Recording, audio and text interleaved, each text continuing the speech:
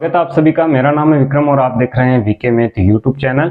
तो जैसा कि पिछले वीडियो में मैंने आपको बताया था कि आगे 10th क्लास की मैथ्स की सीरीज चलने वाली है, तो ये इसका पार्ट फर्स्ट है जिसमें हम सीखने वाले हैं वास्तविक संख्याओं के बारे में। और ये चैप्टर फर्स्ट है जिसमें हम इसका बेसिक कंसेप्ट समझेंगे, क्या इसका इंट्रोडक्शन है वो हम देखेंगे। यहाँ पर दोस्तों जो वास्तविक संख्या का जो चैप्टर है उसमें अलग अलग तरीके के क्वेश्चन हैं, तो बेसिक आना हमें बहुत जरूरी है। अगर बेसिक हमें नहीं आ रहा है तो आगे आने वाले किसी भी क्वेश्चन को हम सोल्व नहीं कर सकते। तो यहाँ पर दोस्तों सबसे पहले हम इसका बेसिक समझेंगे कि क्या बेसिक है। अगर यहाँ पर बेसिक हमें आ रहा है तो आगे के क्वेश्चन हम आसानी से सोल्व कर लेंगे। तो यहाँ पर देखिए जो ये वीडियो है थोड़ा सा लेंथली होगा। आज यहाँ पर दोस्तों आधा बेसिक हम समझेंगे, इसके अगले वीडियो में हम इसका आगे का जो बेसिक है, जो आगे आने वाली एक्सरसाइज है, उनका हम बेसिक समझेंगे। देखो दोस्तों पूरा एंड तक देखिएगा। जो भी आपका डाउट है इस चैप्टर को लेकर, सारे डाउट्स इस वीडियो में और इसके नेक्स्ट पार्ट सेकंड में हम क्लियर कर देंगे। जितने भी आपके डाउट्स हैं संख्याओं को लेकर या क्वेश्चन के मेथड को लेकर। तो चलिए वीडियो को स्टार्ट करते हैं। यहाँ पर दोस्तों सबसे पहले है यूक्लिड विभाजन एल्गोरिथम, और या हम कहें यूक्लिड विभाजन प्रमेयिका। तो ये क्या चीजें हैं पहले इन्हें हम समझ लेते हैं। तो यहाँ पर दोस्तों यूक्लिड विभाजन प्रमेयिका को समझने से पहले हम एक छोटी सी चीज समझते हैं। जैसे कोई संख्या को हम डिवाइड कराते हैं, जैसे मान लीजिए कोई भी हम एग्जाम्पल ले लेते हैं, 35 को हमें 7 से डिवाइड कराना है, ठीक है। तो 35 को हम 7 से किस तरीके से डिवाइड कराएंगे, यहाँ पर हम 7 का पहाड़ा बोलेंगे या 7 की जो टेबल है वो बोलेंगे, 5 बार बोलेंगे, यानी कि 5 बार भाग जाएगा तो 35 आएगा और शेषफल हमारा 0 रहेगा, ठीक है। इसी तरीके से दोस्तों जो यूक्लिड विभाजन एल्गोरिथम या यूक्लिड विभाजन प्रमेय है वो काम करेगा। यहाँ पर देखिए 7 से हमने इसको डिवाइड किया, 5 बार भाग गया, शेषफल हमारा 0 रहा। तो यहाँ पर देखिए इन संख्याओं को लिखते किस तरीके से। तो यहाँ पर 7 है, इसे हम क्या लिखते हैं, भाजक से लिखते हैं। इसे हम भाजक कहेंगे कि जिसका हम भाग लगा रहे हैं, और जिस संख्या में भाग लगा रहे हैं उसे हम कहेंगे भाज्य। यानी कि यहाँ पर दोस्तों ये हमारा भाज्य हो जाएगा और 7 हमारा भाजक होगा। ये क्या है, भाग देने पर जो आता है उसे कहते हैं भागफल, और यहाँ पर जो शेष रहता है उसे हम कहते हैं शेषफल, ठीक है। पर दोस्तों इन्हें अल्फाबेट में लिखा जाए तो किस तरीके से हम लिखते हैं, जो इनके नाम से हैं। तो भाजक को हम ए से लिखते हैं, जो विभाजन एल्गोरिथम है इसमें, और जो भाज्य है उसे हम बी से लिखते हैं, जो भागफल है इसे हम क्यू से लिखते हैं, और जो यहाँ पर शेषफल है इसे हम आर से लिखते हैं। तो यही हमारे काम में आने वाला है, किस तरीके से हमने भाग किया है, किस तरीके से यहाँ पर भागफल और शेषफल आ रहा है। अब यहाँ पर दोस्तों देखिए जो यूक्लिड विभाजन प्रमेयिका है इसे हम परिभाषित भी करेंगे, डेफिनेशन इसकी बताएंगे किस तरीके से। उससे पहले इसे समझना बहुत जरूरी है। तो यहाँ पर देखिए हमने क्या किया, हमारे पास भाजक था, ठीक, जिससे हमने भाज्य को डिवाइड किया। तो भाज्य यहाँ पर था पहले, ठीक है। तो भाज्य किस तरीके से आया है, देखिए भाजक से हमने इसे डिवाइड किया, अगर इसका गुणा हम भागफल से करा दें और इसमें हम शेषफल जोड़ दें, तो यहाँ पर क्या हमारा भाज्य आ रहा है, देखिए भाज्य हमारा था 35, भाजक हमारा था 7, भागफल हमारा आया है 5, तो 5 यहाँ पर रखेंगे, शेषफल हमारा आया है 0। तो यहाँ पर देखिए 7 का 5 से गुणा कराएंगे 35 होगा, प्लस 0 मिलकर के कितना होगा, 35 ही रहेगा, और इधर भी कितना है 35। तो 35 इज इक्वल टू 35, यानी कि भाज्य कब आता है, जब भाजक का गुणा भागफल से करा के उसमें शेषफल जोड़ा जाता है तो भाज्य हमें प्राप्त होता है। और यहाँ पर जो ये मैंने लिखा है इसे ही यूक्लिड विभाजन एल्गोरिथम या यूक्लिड विभाजन प्रमेयिका कहते हैं। इसे शेषफल प्रमेय के नाम से भी जाना जाता है या इसे कलन विधि भी कहा जाता है। तो उम्मीद है कि ये चीजें आपको क्लियर है। यहाँ पर अब हम समझते हैं यूक्लिड विभाजन प्रमेयिका को। तो यहाँ पर देखिए यूक्लिड विभाजन प्रमेयिका क्या है। तो यहाँ पर दोस्तों यूक्लिड विभाजन प्रमेयिका को हम इस प्रकार से समझ सकते हैं कि एक धनात्मक पूर्णांक मान लीजिए a है, जिसको किसी दूसरे धनात्मक पूर्णांक b से विभाजित इस प्रकार से किया जाता है कि जो शेषफल हमें प्राप्त होगा r, वो हमेशा क्या होगा, जो भाजक हमारा था b, इससे हमेशा छोटा होगा, या 0 के बराबर भी हो सकता है, ये भी हो सकता है कि 0 के बराबर हो, लेकिन ये हमेशा b से क्या होगा, छोटा होगा। तो इसे हम किस प्रकार से यहाँ पर लिखेंगे, परिभाषा से मैंने आपको बता दिया है कि क्या है इसमें। तो यहाँ पर देखिए दो धनात्मक पूर्णांक हम मान लेते हैं, एक धनात्मक पूर्णांक a है और दूसरा b है। तो यहाँ पर इस प्रकार से लिखेंगे कि a धनात्मक पूर्णांक था, इसे हमें b से डिवाइड या विभाजित हम कह सकते हैं कराना था, तो भागफल हमारा क्यों आया, ठीक है। तो Q प्लस शेषफल हमारा था R। ये वही चीजें जो अभी मैंने आपको बताई है, इसे ही क्या कहते हैं, यूक्लिड विभाजन प्रमेय का कहते हैं। लेकिन यहाँ पर दोस्तों कंडीशन क्या है कि यहाँ पर जो R है, ठीक है, तो यहाँ पर R यानी कि शेषफल है, ये या तो 0 के बराबर होगा या 0 से बड़ा होगा। ठीक है, कि या तो 0 से बड़ा हो सकता है या 0 के बराबर हो सकता है। लेकिन जो R शेषफल है हमेशा B से छोटा होगा। B यहाँ पर क्या था, B यहाँ पर भाजक है, तो भाजक से हमेशा छोटा होगा। ठीक है, तो ये इसकी कंडीशन है कि अगर विभाजन एल्गोरिथम प्रमेय का हम प्रयोग कर रहे हैं तो एक धनात्मक पूर्णांक इस प्रकार से होगा, जिसे कोई दूसरा धनात्मक पूर्णांक डिवाइड या विभाजित कर रहा है तो जो भागफल आएगा वो इसके गुणा में रहेगा, शेषफल इसमें जुड़ेगा। लेकिन शेषफल हमेशा 0 से या तो बड़ा होगा या 0 के बराबर होगा, लेकिन B से हमेशा छोटा होगा। तो ये है दोस्तों यूक्लिड विभाजन प्रमेय का साधारण सी भाषा में मैंने आपको बताया। उम्मीद करता हूं कि समझ में आया होगा। अब यहाँ पर देखिए, जो यूक्लिड विभाजन प्रमेय का है, यह यूक्लिड विभाजन एल्गोरिथम है, इसकी सहायता से हम क्या कर सकते हैं, इसकी सहायता से हम HCF ज्ञात कर सकते हैं। HCF जिसे कहते हैं हाईएस्ट कॉमन फैक्टर या कहते हैं महत्तम समापवर्तक। ठीक है, तो HCF दो संख्याओं का ज्ञात हो सकता है, तीन संख्याओं का ज्ञात हो सकता है, लेकिन यहाँ पर दो संख्याओं से हम ज्ञात करेंगे। जैसे मान लीजिए यहाँ पर दोस्तों आपको दिया जाता है कि दो संख्याएं हैं, एक है 135 और दूसरी है 225। इन दोनों संख्याओं का हमें HCF ज्ञात करना है। यूक्लिड विभाजन प्रमेय का या यूक्लिड विभाजन एल्गोरिथम या कलन विधि इस प्रकार से भी दिया जाता है। तो किस तरीके से हम ज्ञात करेंगे, यहाँ पर देखिए, इसे अब हम समझते हैं कि यूक्लिड विभाजन प्रमेय का से HCF कैसे ज्ञात करते हैं। तो यहाँ पर दोस्तों यूक्लिड विभाजन प्रमेय का से HCF ज्ञात करना किस तरीके से हम ज्ञात करते हैं। यहाँ पर HCF ज्ञात करने के लिए हमें दो संख्याएं दी गई रहेगी। जैसे मान लीजिए हमें ज्ञात करना है HCF, जैसा कि अभी मैंने एग्जाम्पल बताया 135 और एक है हमारे पास संख्या 225। ये हमारा क्वेश्चन भी है एक्सरसाइज 1.1 में, तो आगे क्वेश्चन भी हम सोल्व करेंगे। यहाँ पर दोस्तों मैं आपको मेथड नहीं बता रहा हूँ, मैं यहाँ पर समझा रहा हूँ कि किस तरीके से विभाजन जो प्रमेय का है उससे HCF ज्ञात करते हैं। तो यहाँ पर दोस्तों देखिए, जो हमें संख्याएं दी हुई रहेगी उनमें से हमें यह देखना है कि बड़ी संख्या कौन सी है। तो यहाँ पर देखिए 225 जो है 135 से क्या है, बड़ा है। तो यहाँ पर दो संख्याएं हम लेते हैं। यूक्लिड विभाजन प्रमेय का क्या कहता है कि एक धनात्मक पूर्णांक a है, इसे b से विभाजित इस प्रकार किया जाता है कि q यहाँ पर भागफल आएगा और शेषफल को इसमें हम ऐड करेंगे। जहां पर क्या होना चाहिए, r है जो या तो 0 के बराबर होना चाहिए या 0 से बड़ा होना चाहिए, लेकिन ये हमेशा b से क्या होगा, छोटा होगा। ठीक है, तो ये चीज है। यहाँ पर हम इस तरीके से यूक्लिड विभाजन प्रमेय को समझते हैं। तो यहाँ पर देखिए, जो बड़ी संख्या होगी, बड़ी संख्या को हम यहाँ a से लिखेंगे और जो छोटी संख्या होगी उसे हम b से लिखेंगे। देखिए भाज्य की जगह हम रख देते हैं 225, तो a की जगह हमने 225 रखा, तो b की जगह हम रखेंगे 135। ठीक है, तो 135 यहाँ पर हमने रखा है। अब इसका मतलब क्या, देखिए 135 से हमें 225 को डिवाइड कराना है। जो भागफल आता है, यानी कि भाग देने के बाद में क्या संख्या भागफल में आई है उसका गुणा हमें इसके साथ में यहाँ q की जगह रखना है, प्लस जो शेषफल रहता है उसे हम इसमें ऐड कर देंगे। तो यहाँ पर देखिए डिवाइड करा के हम देखते हैं। सबसे पहले 225 है, इसमें हम 135 से डिवाइड कराते हैं, तो हमें पता है एक बार भाग जाएगा, क्योंकि दो बार करने पर कितना हो जाएगा, 135 दूनी कितना हो जाएगा, 270। ठीक है, लेकिन एक बार हम लगाएंगे तो 135 आएगा।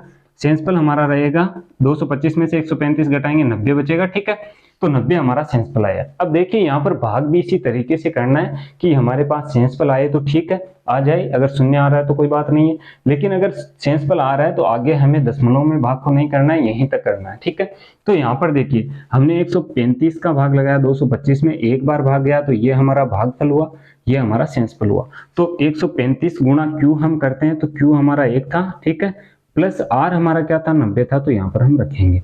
अब यहाँ पर हम ज्ञात कर रहे हैं HCF, तो HCF ज्ञात कर रहे हैं, तो हमें ध्यान रखना है कि HCF कैसे निकलेगा कि यहाँ पर जो शेषफल आ रहा है वो शेषफल जब तक शून्य के बराबर नहीं होता है तब तक हमारा HCF नहीं निकलेगा।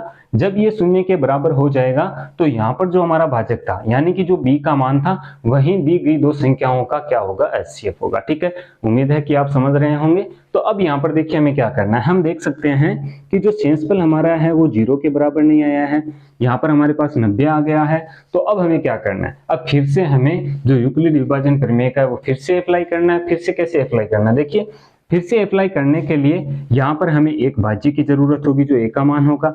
225 तो हमने रख रखा है तो फिर से हम नहीं रख सकते, और एक हमें b यानी कि भाजक की जरूरत होगी। पर दोस्तों इस बार हमें क्या करना है, जो पिछली बार हमारा भाजक था, पिछली बार भाजक था हमारा 135, तो इसे इस बार हम भाज्य बनाएंगे और जो शेषफल हमारा शेष रहा था उसे हम भाजक बनाएंगे। तो किस प्रकार से रखेंगे, 135 जो है इस बार a का मान हो गया है, तो 135 को a की जगह रख देते हैं, b की जगह हम 90 को रख देते हैं। तो अब फिर से वही प्रक्रिया दोहरानी है कि 90 का भाग हमें 135 में लगाना है। तो चलिए यहाँ पर कर लेते हैं, 90 यहाँ पर है और 135 को हम यहाँ पर रख देते हैं। 135 में भी 90 का भाग एक बार जाएगा, क्योंकि अगर दो बार लगाएंगे 180 आएगा, यानी कि 180 आएगा। तो एक बार दिया भाग हमने तो 90 आया। शेष देखिए क्या रहता है, 135 में से हम 90 घटाएंगे 45 बचेगा। ठीक है, तो यहाँ पर भी शेषफल अभी भी शून्य नहीं आ रहा है, अभी भी 45 आ रहा है। तो यहाँ पर हम इस प्रकार से लिखेंगे कि 90 का भाग 135 में लगाया, एक बार गया, प्लस शेषफल हमारा कितना रहा 45। ठीक है, अब यहाँ पर दोस्तों देखिए शेषफल अभी भी शून्य के बराबर नहीं हुआ है, बराबर नहीं है 0 के।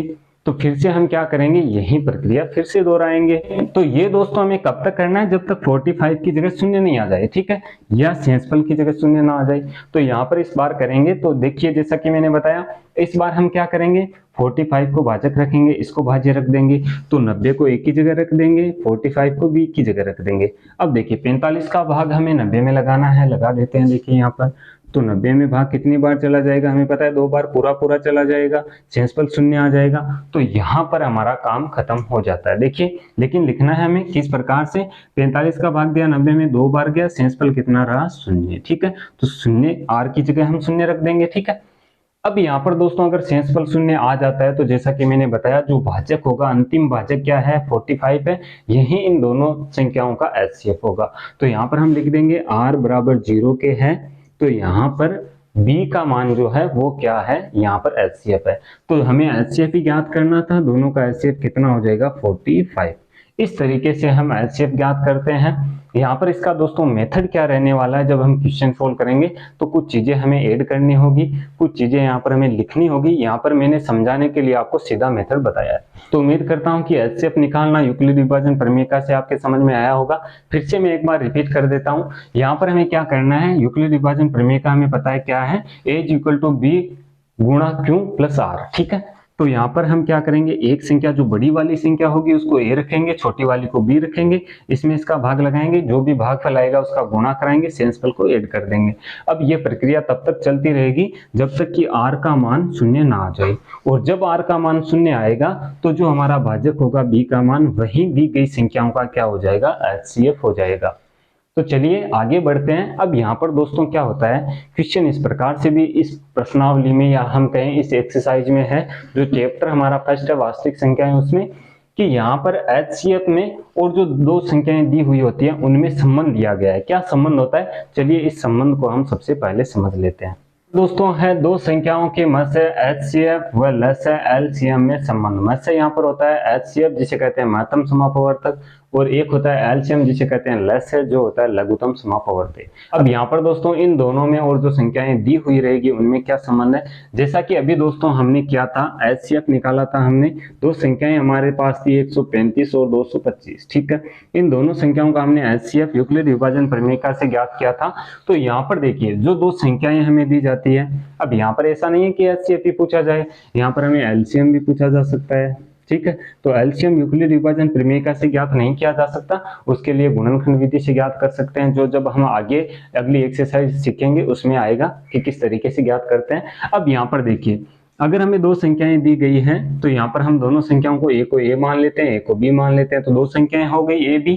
अब यहाँ पर इनका संबंध क्या होता है कि यहाँ पर जो दो संख्याएं दी गई है उनका गुणनफल बराबर होगा LCM और HCF के गुणनफल के बराबर। तो इसे हम इस प्रकार से लिख सकते हैं कि संख्या a गुणा संख्या b बराबर होगा LCM गुणा HCF। ठीक है, तो इस तरीके से इनमें संबंध होता है कि दोनों संख्याओं का गुणनफल बराबर होता है HCF गुणा LCM, या हम कह सकते हैं LCM गुणा HCF, एक ही बात है। ठीक है, अब यहाँ पर देखिए क्वेश्चन जो है किस प्रकार से पूछा जा सकता है। यहाँ पर हमें क्या दिया जाएगा, दो संख्याएं दी जाएगी, एक हमें या तो HCF दिया जाएगा, ठीक है, या हमें दिया रहेगा LCM। ठीक है, तो या तो HCF होगा या LCM दिया रहेगा, इन दोनों में से एक आएगा, दोनों संख्याएं दी रहेगी। हो सकता है कि दो LCM HCF हमें दिए हुए हों, एक संख्या हमें दी गई हो, एक संख्या हमें ज्ञात करनी हो, तो इसी फॉर्मूला से चारों चीजें देखिए ए बी एलसीएम और एचसीएफ हम ज्ञात कर सकते हैं। किस तरीके से, यहाँ पर मान लीजिए दोस्तों हमें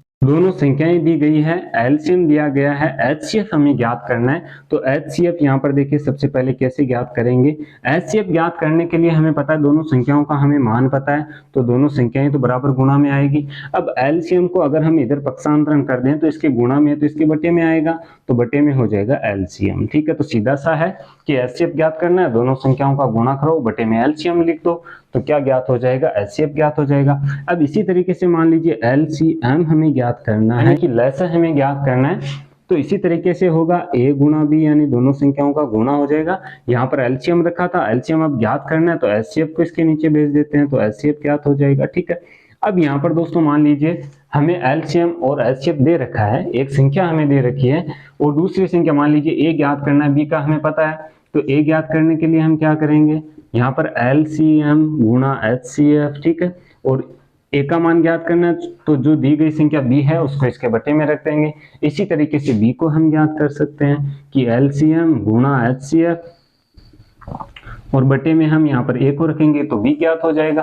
तो ये एक ही फॉर्मूला, ये संबंध हमें ध्यान में रखना है कि दोनों संख्याओं का गुणनफल एलसीएम गुणा एचसीएफ के बराबर होता है। ठीक है, अब यहाँ पर देखिए क्वेश्चन कभी कभी इस प्रकार से भी दिया जा सकता है कि एलसीएम और एचसीएफ का गुणा साथ में दे दिया जाए और एक संख्या हमें दे दी जाए, तो गुणा अगर साथ में दिया जाता है तो है जैसा का जैसा रखेंगे, गुणा करने की आवश्यकता नहीं होगी और बी को पक्षांतरण कर देंगे। या यहाँ पर ए का मान दिया है, बी ज्ञात करना है तो ए को पक्षांतरण करेंगे, बी का दिया है तो बी को पक्षांतरण कर देंगे। इस प्रकार से हम एलसीएम एचसीएफ अगर दिया है, दो संख्याएं हैं, तो उनमें से जो भी ज्ञात करना है हम ज्ञात कर सकते हैं। तो उम्मीद करता हूं कि ये चीजें आपके समझ में आई होगी। यहाँ पर दोस्तों यूक्लिड विभाजन प्रमेय से एचसीएफ कैसे ज्ञात करते हैं, यूक्लिड विभाजन प्रमेय होता क्या है, जो एल्गोरिथम है कलन विधि है, और यहाँ पर हमने ये सीख लिया है कि इनमें संबंध क्या है, एचसीएफ कैसे ज्ञात करते हैं। अब आगे जो हमारा टॉपिक होगा वो होगा वास्तविक संख्याओं को लेकर, यानी कि वास्तविक संख्याओं में जो रेशनल और इरेशनल नंबर होते हैं, जो परिमेय संख्या अपरिमेय संख्या होती है, वो क्या होती है। बहुत सारे डाउट्स होते हैं, मुझे पता है कि इसमें बहुत सारे डाउट होते हैं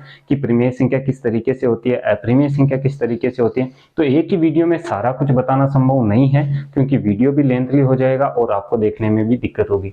तो इसका जो सेकेंड पार्ट आएगा दोस्तों, उसमें हम सीखेंगे कि परिमेय संख्या क्या होती है, अपरिमेय संख्या क्या होती है, वास्तविक संख्याएं क्या होती है, दशमलव जो प्रसार होते हैं, शांत दशमलव प्रसार क्या होता है, अशांत दशमलव प्रसार क्या होता है, या जो अनवसानी अनावर्ती या अनवसानी आवर्ती है वो क्या होता है। सारी की सारी बेसिक चीजें, जितने भी आपके डाउट्स है, सारे आगे आने वाले वीडियो में क्लियर होने वाले हैं। ये वीडियो आपको कैसा लगा कमेंट करके मुझे जरूर बताएं। अगर ये वीडियो आपको पसंद आया तो वीडियो को लाइक और शेयर जरूर करें, अपने दोस्तों के साथ शेयर करें। आगे आने वाले वीडियो देखने के लिए आप इस चैनल को सब्सक्राइब कर सकते हैं। सब्सक्राइब करने के बाद में बेल के आइकन को जरूर प्रेस करें, ताकि आगे आने वाले वीडियो के नोटिफिकेशन आपको मिलते रहें। मैं मिलता हूं आपसे इसी की नेक्स्ट वीडियो में, तब तक के लिए जय हिंद, जय भारत, वंदे मातरम।